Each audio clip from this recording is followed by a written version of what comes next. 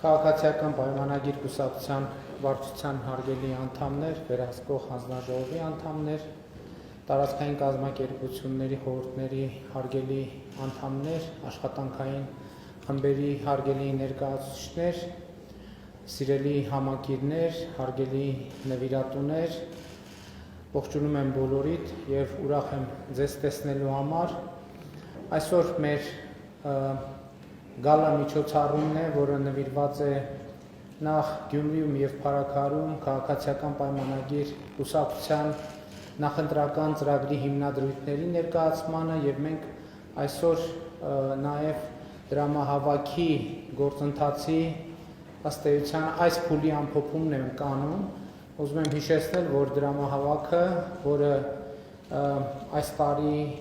եւ սրանից հետո միշտ այդպես է լինելու, տեղի է ունենում առցանց եղանակով, արդեն մի շաբաթից ավել սկսվել է, այդ ընթացքում արդեն տեղի են ունեցել նվիրատվություններ եւ կարող ենք հստակ ասել, որ օրենքով սահմանված ֆինանսական ծախսերը կկարողանանք այդ դրամահավաքի շնորհիվ իրականացնել, իհարկե նաեւ դրամահավաքը շարունակվում է եւ կուսակցության ընթացիկ կարիքների համար նույնպես այդ դրամահավաքը կծառայի։ Ես ուզում եմ բոլոր նվիրատուներին շնորհակալություն հայտնել այս կարևոր աջակցության համար եւ կարծում եմ, որ կարևոր է, որ այս մշակույթը, որը քաղաքացիական պայմանագիր կուսակցությունը ստեղծման առաջին օրից ներդրել է, այդ մշակույթը խորանա եւ ավելի ինստիտուցիոնալ, ավելի թափանցիկ տեսք ստանա։ Իհարկե, հիմնական թեման Գյումրիում եւ Փարաքարում արտահերթ ընտրություններն են համայնքների եւ ուզում եմ խոսել նաեւ որոշ հանգամանքների մասին, որովհետեւ Գյումրիում եւ Փարաքարում տարբեր հանգամանքներում են արտահերթ ընտրություններ նշանակվել, բայց կարևոր է ընդգծել, թե ինչ հանգամանքներում եւ ինչ պատճառով է Գյումրիում մասնավորապես տեղի ունենում արտահերթ ավագանու ընտրություններ։ Եվ իրականում կարծում եմ ընտրությունների պատճառը նաև որոշակիորեն քաղաքականացման մակարդակը ընտրությունների մեծացրել է։ Կուսակցության հարգելի ընկերներ, վերջին տարիներին մեզ ամենաշատը ինչի համար են քննադատում։ Մեզ ամենաշատը քննադատում են նրա համար, որ մենք հեղափոխությունից հետո խոստանալով թալանվածը հետ վերադարձնել, այդ գործում այնքան էլ մեծ հաջողություններ չունենք։ Իրականում ես պիտի չհամաձայնվեմ այս տեսակետի հետ եւ այն, որ Գյումրիում տեղի են ունենում արտահերթ ընտրություններ, ինչ որ առումով այդ գործընթացում մեր ինստիտուցիոնալ հաջողության ուղղակի վկայություն է։ Ինչ նկատի ունեմ, ուզում եմ հիշեցնել, թե Գյումրիի ավագանում, երբ խնդիր առաջացավ, երբ Հայաստանի Հանրապետության վերջին տարիներին ընդունված օրենսդրական փոփոխությունների եւ նոր ձևավորված ինստիտուտների գործունեության արդյունքում արձանագրվեց, որ Գյումրիի կարևորագույն սիմվոլներից մեկը Սև բերդը սեփականաշնորհվել է ապօրինի ձևով եւ պետք է վերադարձվի համայնքին։ Գլխավոր դատախազությունը օրենքով սահմանված կարգով դիմեց Գյումրիի ավագանուն, որպեսզի ավագանին դիմի դատարան այդ գույքը ապօրինի սեփականաշնորհված գույքը համայնքին վերադարձնելու համար։ Իհարկե որոշակի պայմաններում քաղաքացիական պայմանագիր խմբակցության ավագանին Գյումրիի հանդես եկավ նախաձեռնությամբ եւ այդ պայմաններում ըստ էության ավագանին կողմ քվեարկեց, բայց պիտի պարզվեր, որ դրանով աշխատանք ավարտված չէ եւ Գյումրիի քաղաքապետարանը պետք է դատարանում պաշտպանի այդ հայցը, բայց ամենակարևորը ներդրվում է նոր ինստիտուտ, հենց կոնկրետ Գյումրիում, ընդհանրապես Հայաստանի Հանրապետությունում, որը արդեն ոչ թե քաղաքական որոշումների, ոչ թե քաղաքական նյարդերի, այլ ինստիտուցիոնալ ձևով պետք է Գյումրիում եւ Հանրապետության մնացած համայնքներում իրականացվի ապօրինի սեփականաշնորհված ժողովրդական լեզվով ասած թալանված կամ գողացված գույքը։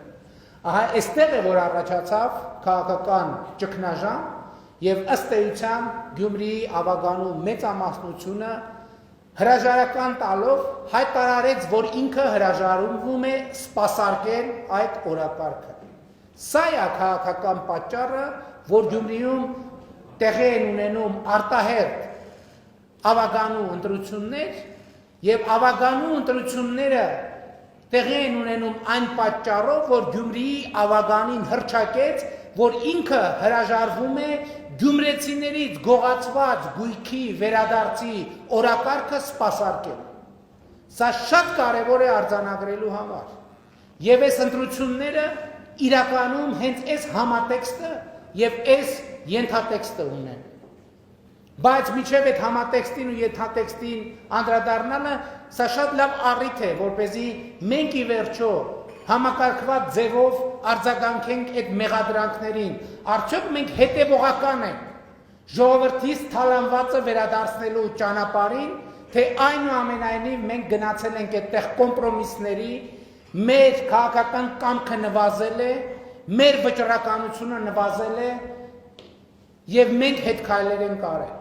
Ես կարող եմ միանշանակ ասել ոչ, մեր կամքը ոչ միայն չի նվազել, մեր կամքը դարձել է պետական ինստիտուտ եւ այլևս ապօրինի գույքի վերադարձը կախված չէ նույնիսկ քաղաքական կամքից։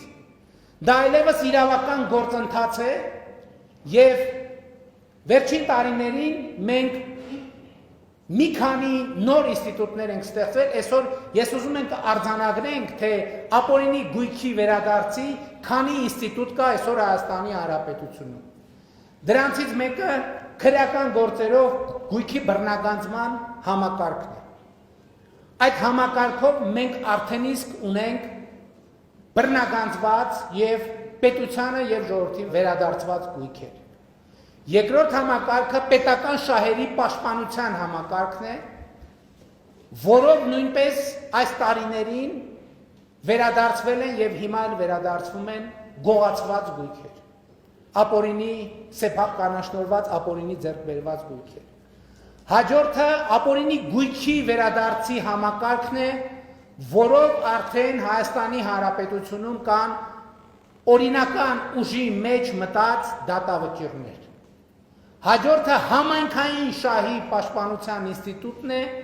որը ելի նոր հիմնադրված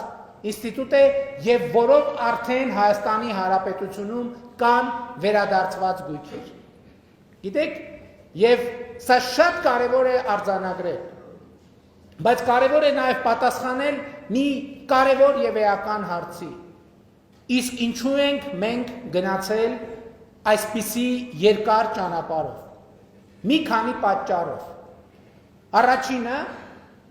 2018-19 թվականին մենք որոշակի այսպես հեղափոխական կամքով մի քանի մարդկանցից, որոնց պայմանականորեն կարելի է անվանել հավաքական Սաշի կանոնով, մի քանի մարդկանցից մի քանի տասնյակ միլիոն դոլարի գույք մենք վերադարձրինք։ Բայց 1, 2, 3 մենք հասկացանք, որ համակարգը այդպես չի կարող աշխատել,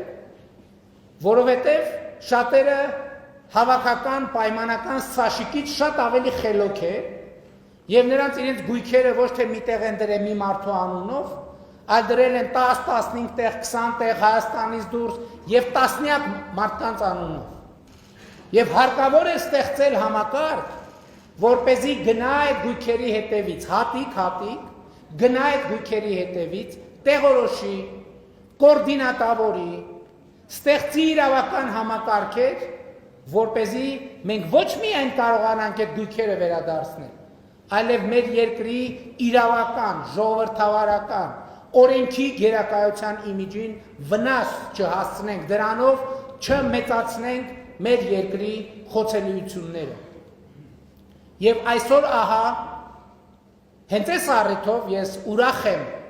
եւ հպարտ եմ զեկուցել, որ այդ համակարգը այլևս գործարկված է։ Ես շատերն են ընդդիմադիրներից հիշեցնում իմ խոսքերը 2018-19 թվականներին, երբ որ ես ասել եմ կոպեկ առ կոպեկ վերադարձնելու ենք, հատիկ առ հատիկ վերադարձնելու ենք։ Եվ ես իմ Facebook-յան էջում արդեն մի շարք եմ սկսել, որը հույս ունեմ եւ համոզված եմ, որ առաջիկա տարիներին չի ավարտվելու այդ շարքը, եւ մենք պետք է ժողովրդին զեկուցենք, թե ինչ ենք վերադարձրել։ Եվ ուզում եմ նաև ընդգծել, այս վերջերս ես իմ էջում դրել էի 2010 թվականի արտադրության ապօրինի ձեռք բերված որպես ապօրինի գույք Range Rover-ի վերադարձ եւ էլի ինդիմադիրները սրանով էլի ժողովրդին խափում են ոչ, դա հենց նրա ապացույցն է, որ հատիկ առ հատիկը բառիս բուն իմաստով հատիկ առ հատիկ է։ Եթե տենց դուր չի գալիս, ուրեմն Range Rover առ Range Rover ենք վերադարձնելու, բրաբուս առ բրաբուս, յաշիկ առ յաշիկ։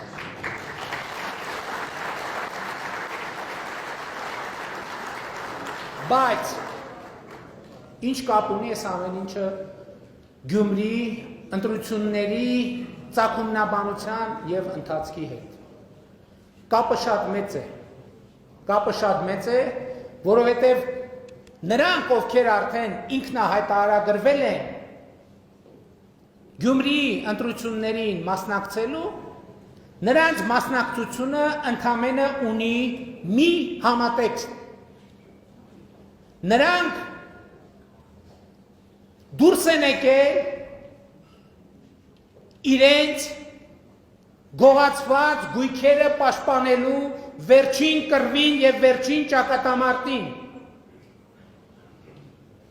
Նրանք դուրս են եկել իրենց թալանածը պաշտպանելու վերջին մարտին ու ճակատամարտին։ Որովհետեւ ես վերջին օրերը այս դիտանկյունից նայեցի եւ Գյումրիի ընտրություններին մասնակցում է 300-ից 350 միլիոն դոլարի ապօրինի ձեռք բերված գույք,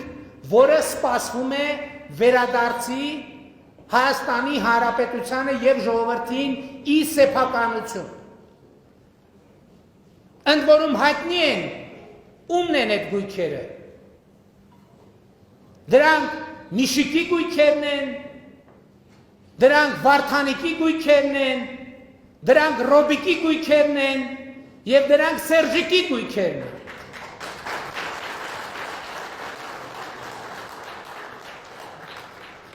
Եվ այս ընտրություններում այդ թվում գյումրեցիներն են մեզ քննադատել շատ։ Եվ ես հասկանում եմ այդ քննադատությունը։ Բայց էլի ասում եմ, մենք ապօրինի գույքերի վերադարձի ճանապարհին մի վայրկյան անգամ չենք հապաղել, մի վայրկյան։ Մենք գնացել ենք ինստիտուցիոնալ ճանապարհով եւ ճիշտ ենք արել, եւ ահա այդ ինստիտուտը թափ է հավաքում։ Եվ ահա նրանք դուրս են եկել առաջին հերթին, այսինքն այդպես ստացվեց, Գյումրիում եղավ, Գյումրիի հետ համընկավ։ Կարող էր լինել ուրիշ բնակավայրում, կարող էր լինել ուրիշ ընտրություններ, բայց այս ընտրությունները Գյումրիի, ընդ որում այստեղ կա երկու հարթություն, կա համայնքային հարթություն եւ կա քաղաքական հարթություն։ Քաղաքական հարթությունը մենք չենք բերել, այս շատ կարեւոր է։ Մենք չենք ի սկզբանե տրամադրվել եւ որոշել, որ Գյումրիի ընտրությունները պետքա լինեն քաղաքական։ Այդ նրանք են իրենց մուտքով, շեշտադրումներով, հարցադրումներով դարձրել քաղաքական։ Եվ այս ընտրություններում ամեն քվյաթերթիկ հենց նրա մասին է։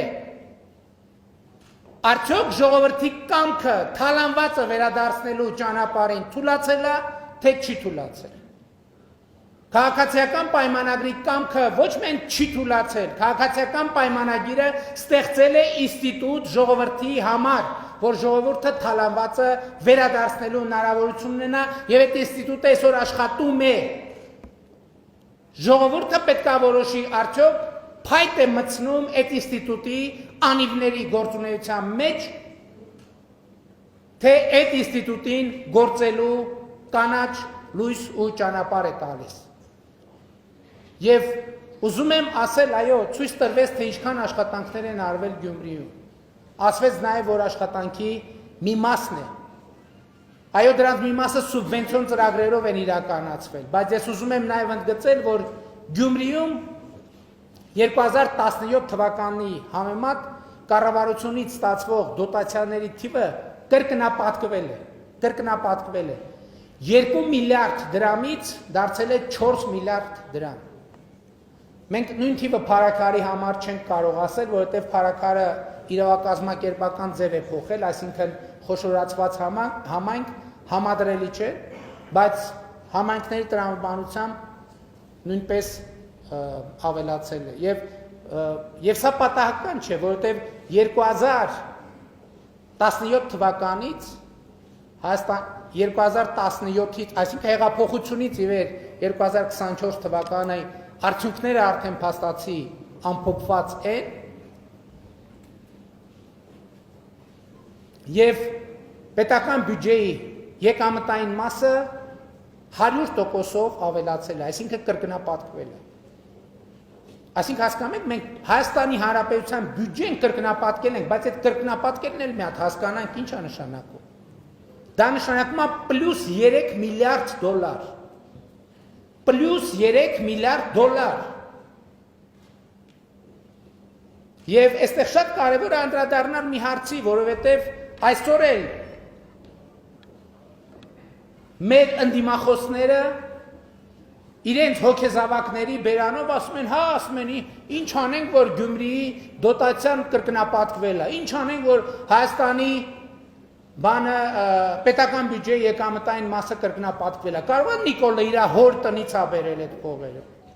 Իհարկե Նիկոլը ոչ էլ մեր մյուս գործընկերները, մեր հայրերի տնից չենք բերել, որովհետև մեր հայրերի տներում բարեբախտաբար այդքան գումար չկա է։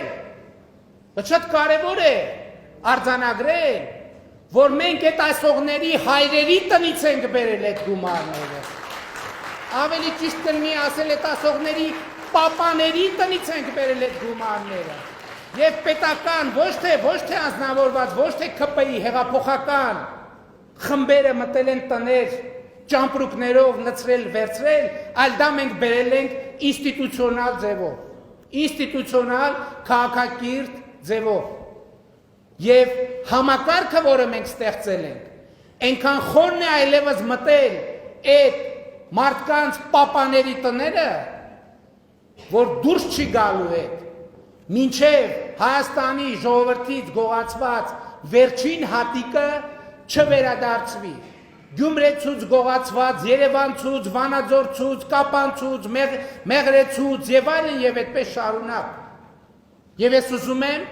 որ այս արձանագրումը շատ հստակ լինի։ Ես ուզում եմ, որ մենք հասկանանք ինչու է այս ընտրությունների քաղաքական ենթատեքստը։ Եվ ես ուզում եմ, որ այն մարդիկ, ովքեր մեզ քննադատում էին բավարար չափով արագ չգործելու համար, գնան ընտրական տեղամասներ եւ ապացուցեն, որ անկեղծ էին քննադատում։ Որովհետև այդ անկեղծ քննադատությունը կնշանակի ընդունել, որ հատիկ առ հատիկի տրամաբանությունը գործում է, թափանիվը արագացել է, դրա համար են ոմանք հազար ներողություն այս բառիս համար, առնետների նման պատվալներից դուրս են եկել, փողոցներում քայլում են, քաղաքական արշավ են իրականացնում հանուն թալանի, հանուն կոռուպցիայի, հանուն գողացածը ժողովրդին չվերադարձնելու եւ մենք նրանց պետք է հետ ուղարկենք իրենց առնետային պատվալները, որտեղ իրենք սպասեն եւ սպասեն Հայաստանի ժողովրդի արդարությանն ու արդարադատությանը։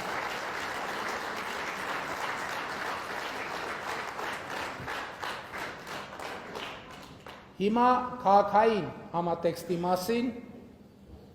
ես փառաքարում եմ քաղաքական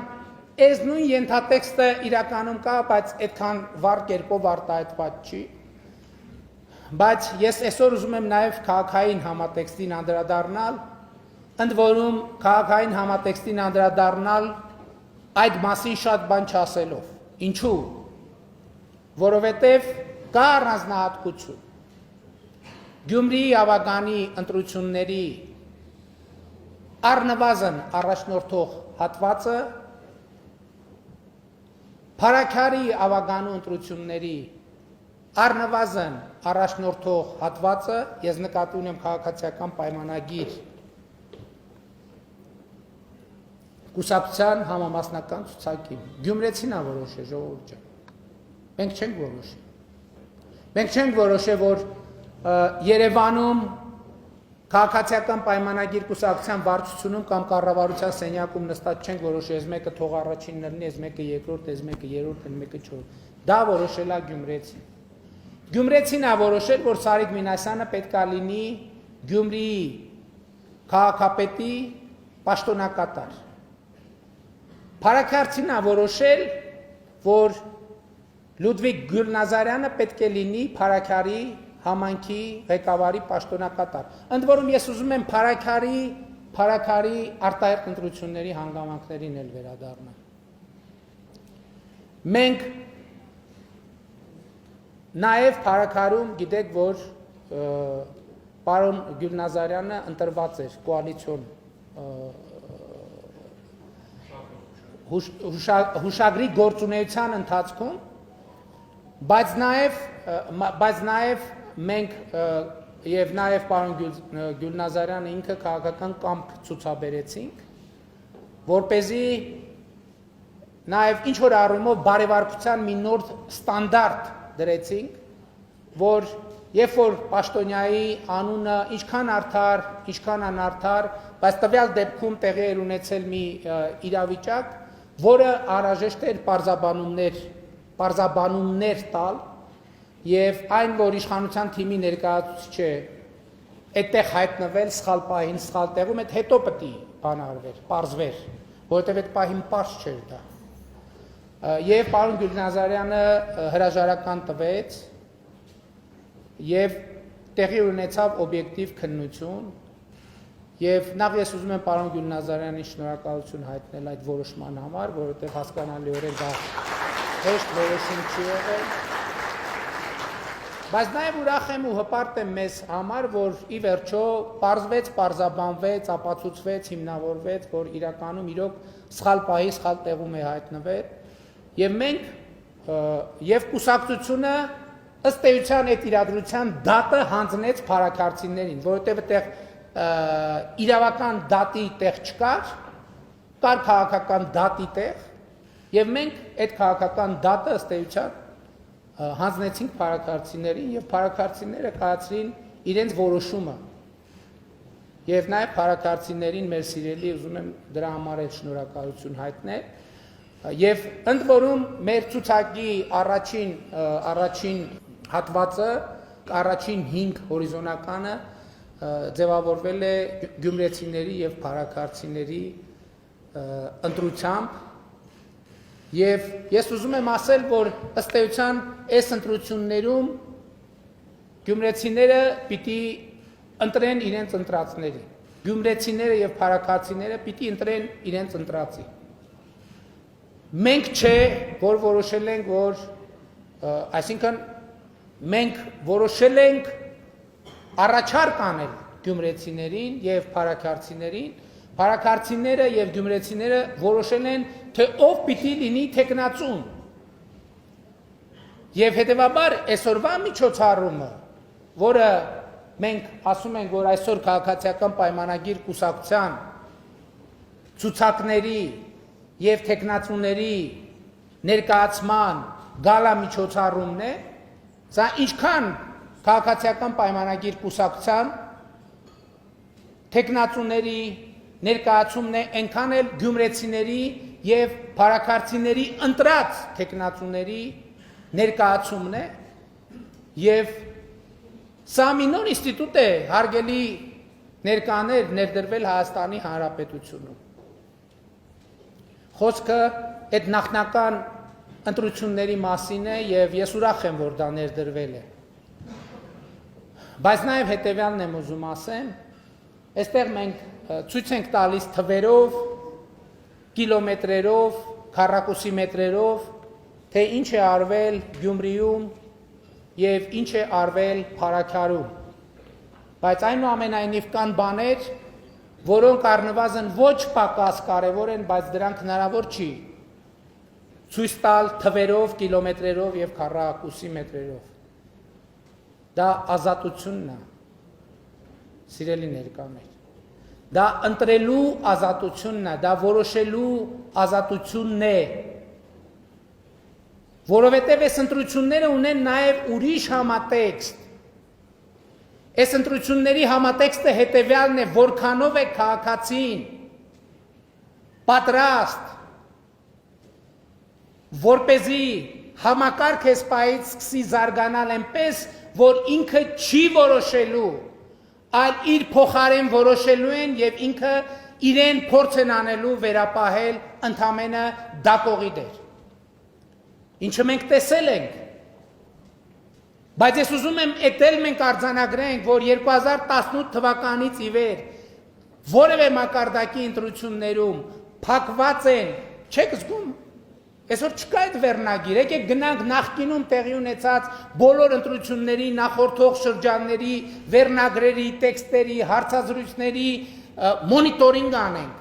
Խոսույթի 70-ից 80%-ը նվիրված է նրան, թե ինչպես է իշխանությունը կեղծելու ընտրությունները։ Դուք որևէ մեկից լսել եք այդպիսի բան։ Չկա այդ ընդհանրապես գոյություն չունի, որևէ մեկի մտքով չի անցնում։ Ես հասկանում եմ հիմա, երբ որ մարդիկ լսեն այս իմ բանը, իմ ուղերձը, համոզված եմ վեր են թռնելու, ինչ ընտրություն, որտեղ մոռացել են արդեն, էլ չկա տենց բան։ Ու լավ է, որ մոռացել են։ Բայց այս ընտրություններում որոշ դեմքեր տեսնելով նրանք պետք է հիշեն դա եւ հիշողությունը պետք է արտահայտվի քվեարկությամբ։ Եվ ժողովուրդը պետք է որոշի ինչքանով է ինքը պատրաստ իր ազատությունը պաշտպանել, իր անկախությունը պաշտպանել։ Ես շատ վաղուց արձանագրել եմ, բայց գուցե հաճախ չեմ բարձրաձայնել, որովհետև մենք վերջին 7 տարիներին անցել ենք շատ բարդ եւ դժվար իրավիճակներով։ Մենք շատ կորուստներ ենք ունեցել, բայց ի վերջո մենք պետք է ունենանք համարձակություն, բարձր եւ հստակ ասել, որ մենք ունեցել ենք շատ կորուստներ ու ձեռք ենք բերել ավելի մեծ անկախություն, չուզեցա ասեմ ձեռք ենք բերել անկախություն, բայց կարող ենք ասել, որ ձեռք ենք բերել անկախություն, որ ձեռք ենք բերում անկախություն, որ ձեռք ենք բերում պետականություն, որ ձեռք ենք բերում ինքնիշխանություն, որ ձեռք ենք բերում ազատություն եւ ձեռք ենք բերում ապագա, եւ այս ընտրությունները նաեւ դրա մասին են, ինչքանով է Հայաստանի Հանրապետության քաղաքացին, գյումրեցին, փարաքարցին պատրաստ քվեարկել իր ազատության, իր անկախության, իր ինքնաշխանության, իր պետականության եւ իր ապագայի համար։ Այն նաեւ սրա մասին է այս ընտրությունը, սիրելի ընկերներ։